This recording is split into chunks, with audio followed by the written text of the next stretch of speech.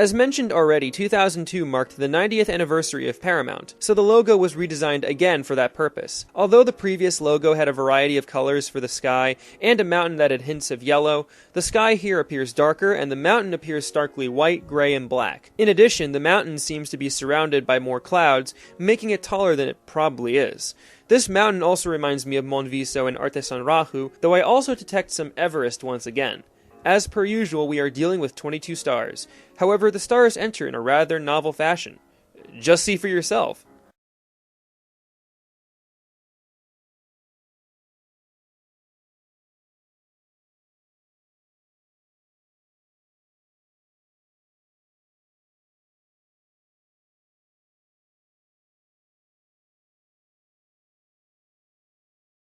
There is also a generalized variant of the logo that does not contain the 90th anniversary notice.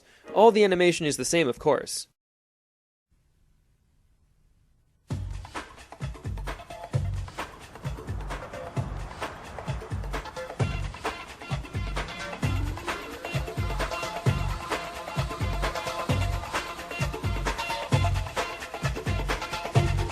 Finally, there is yet another version of the logo that features the Viacom byline in a different font.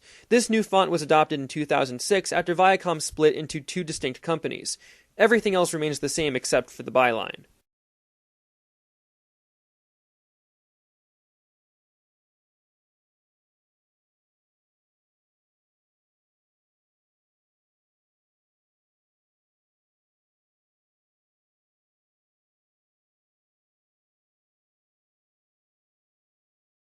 Are you noticing a pattern?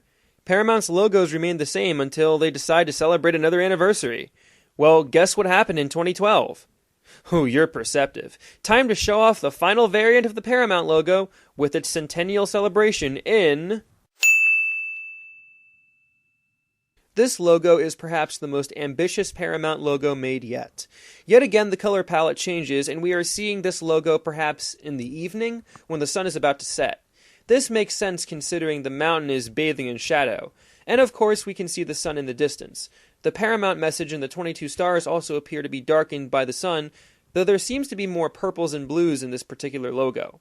This logo was designed and animated by Diva Studios Inc. A new fanfare was also composed for the logo by Michael Giacchino.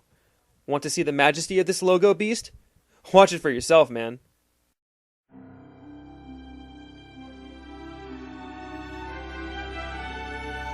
You guys, I'm getting my star tips wet. I'm so mischievous.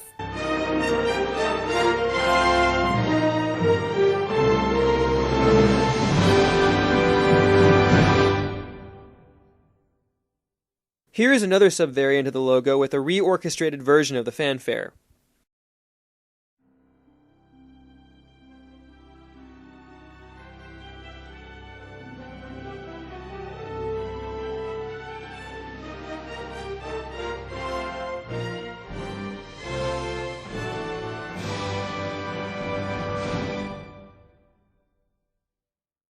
Naturally, there is another generalized variant of the logo in which there is no 100th anniversary notice.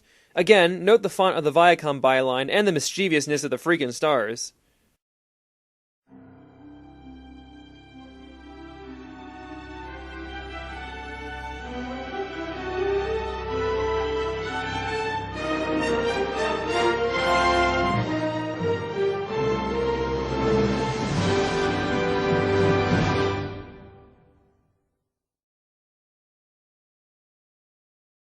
And there you have it, folks. This is our current Paramountain. What a hike, am I right? We traveled far and wide to find all these crazy Paramountains, and certainly our hard work paid off. Even if we were caught in cloudy fogs, or blue backgrounds, or dodging these naughty flying stars. However, time for the fun part of the video, where I state my opinions and you probably laugh at my overanalysis of the logo. Paramount is very interested in keeping their logo current, and such dedication may indicate that future anniversary variants may be around the corner. I wonder if they may redo the mountain again, or perhaps change the coloring of the logo too. Will the next variant be a night variant, since it seems that each consecutive logo appears to be occurring later in the day? Or will there be more stars? I want to say that hopefully the next variant is a sunnier one, and that they still keep using the 22 stars. Because let's be honest, the star changes appear arbitrary and confusing. At least they got a system now. I don't think they'll retire any portion of the logo, and they better keep this variant for a long while. It's a real audacious logo that does a bang-up job at reflecting their majesty and image. Iconic, no questions asked. The Paramount font, the mountain, the stars, the beauteous landscape. What more can you ask for? There certainly is not any doubt in my mind that the Paramountain resonates with all of us, especially considering that mountains exist in the real world. The amount of connections between the logo and real life are astounding. Just want to say, I hope you all thank me later. I had to download entire movies to find some of these Paramount logos, and at times it was a pain in the butt to even locate some of the particular variants. I am even still afraid that I did not get every single last variant, but I hope I have done my best. To reward you all for sitting through this monster of a video, here is a potpourri of Paramount variants that I found during my research.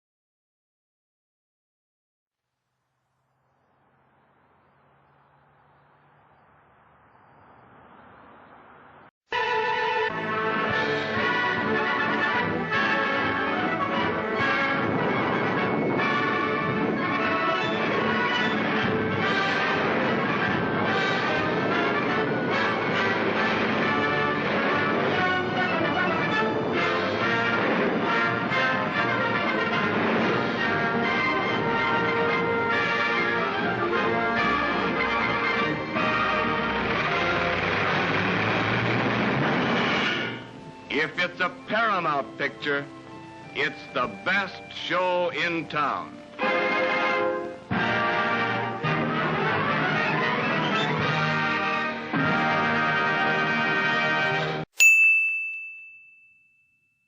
And that's all she wrote, or he, or me wrote, good grammar there, about the Paramountain and its glorious presence. Hopefully you all gained some appreciation for the movie studio and consequently nature itself. Now go outside and do something else, though I should probably follow my own advice. Coming up next, why Viacom is out of control, why B-movie logos are hilarious, why Universal is Universal, and why Warner Brothers lost its mind in the 1970s. This has been Youngblood Fantasy 91, and ladies and gentlemen, I'll see you all in the brighter later. Good night, folks.